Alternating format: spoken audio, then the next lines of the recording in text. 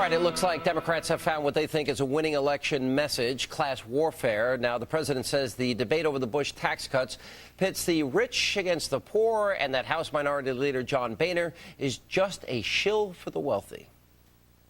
There were no new policies from Mr. Boehner. There were no new ideas. Cut more taxes for millionaires and cut more rules for corporations. To most of you, I'll bet this just seems like common sense. But not to Mr. Boehner and his allies.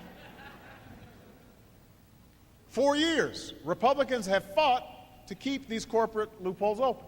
He and his party believe we should also give a permanent tax cut to the wealthiest 2% of Americans. Now, the Democrats, they tried this strategy back in 1984 when then New York Governor Mario Cuomo mocked President Reagan for referring to the U.S. as a shining city on a hill. There is despair, Mr. President, in the faces that you don't see, in the places that you don't visit, in your shining city. Mr. President, you ought to know that this nation is more a tale of two cities than it is just a shining city on a hill.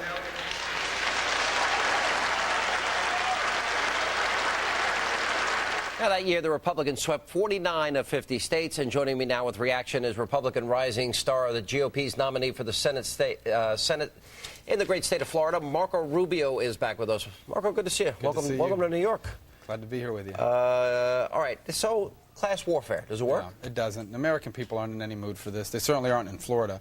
People understand that this is a time to be serious about keeping all the things that make America exceptional and unique, keeping those things in place. And entrepreneurship is that thing that makes us different. You know, every country in the world has rich people. Every country in the world has big companies or big corporations. What sets us apart is entrepreneurship, the ability to start a business from the spare bedroom of your home. You lose that with the kind of tax policies that this administration wants to follow. Did you notice last week the president was, he was almost mocking millionaires and billionaires and the wealthy?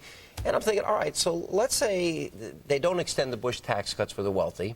It seems to me that, you know, for all the years that I worked in restaurants since I was 12 years old, for all the years I worked in construction as I was working my way through college, it seems that all that money is not going to be available for, I never got a job from a poor person. Let me put it that way. But here's the misnomer in them calling it the wealthy. The first thing is these folks represent the folks they're going to raise taxes on. Small business. First of all, it's small businesses, people that are organized under the S corporation statute. So that's a lot of people. And the second thing, a lot of employers, people that create jobs for families. The second thing is it's these folks, the individuals, represent about 30% of consumer spending in America. Consumer spending is 70% of our economy. So this is a disaster. And the truth is the Obama administration and this Congress have ushered in a disastrous 18-month economic policy record. And now they're facing an election. They're trying to cover up for it through this kind of heated rhetoric. So a lot of good things have happened in your race. Now, when Charlie Crist first became an independent, the polls tightened quite a bit. You now have a big double-digit lead. Now, Charlie Crist, by my count, has flipped on health care and stimulus, and the latest today is, you know, gay adoptions. In 2006, he wasn't for it. Now, apparently, he's for it. What happened to Charlie Crist? Well, you know, obviously he'll have to answer that question. All I can tell you is this, you know, for 20 years he's been a Republican. I was running against him the first 4 months of this year as a Republican when he wanted to be Ronald Reagan and everybody like that. And then he decided he couldn't win the primary and he switched parties. And now he's running as some sort of third-party, mythical, whatever. The reality of it is he's an opportunist, and he's using this as an opportunity. He's looking basically for how can he extend his political career, and he thinks that by taking multiple sides on important issues is the way to do that. It's, you know. A lot of conservatives were concerned about comments that John Boehner made, the House Minority Leader, this weekend on Face the Nation, when he said, well, if I had to, I would take the extension of the Bush tax cuts, even if it did not include, quote, the wealthy, the small business people you were talking about, and the top 1% that pays 40% of the tax bill, federal tax bill. Would that be a bad idea? Let me tell you why it's a bad idea in my mind in terms to even talk about it in those terms, and that is because of the following. I understand what he was trying to do. He was trying to answer a hypothetical question. We've all been there. If you're in politics, it's the worst kind of question to have to answer.